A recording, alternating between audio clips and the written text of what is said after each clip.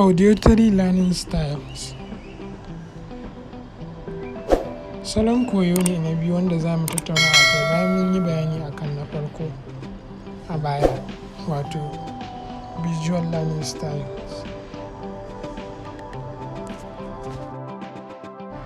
Wanda yake da wannan salon karatu ko kuma salon koyo ya fi koya ta hanyar jin abu.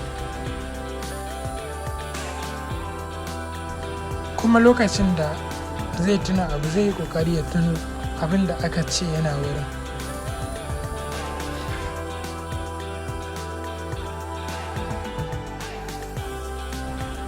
Yana son ya saurari abu, ya fi so ya saurari ko ma me akan ya karanta shi ko kuma ya rubuta shi.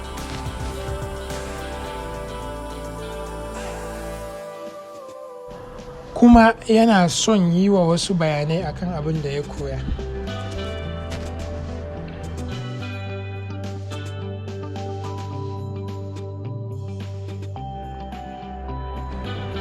Kuma lokacin da koyo ya daina armashi kawai sai ya fara hira, ya fara tattaunawa da 'yan uwansa da suke wurin.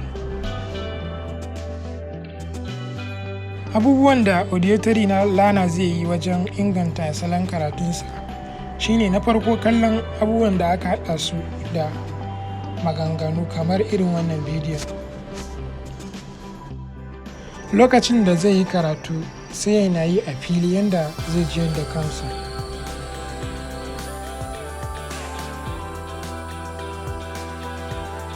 Sannan ya ringa maimaita karatu a fili idan yana so ya riƙe karatu.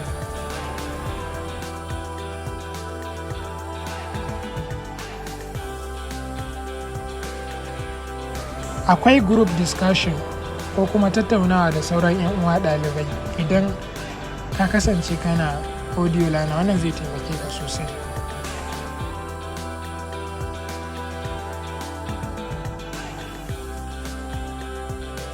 Sannan ya nemi wurin da babu surutu ko hayaniya lokacin da zai yi karatu.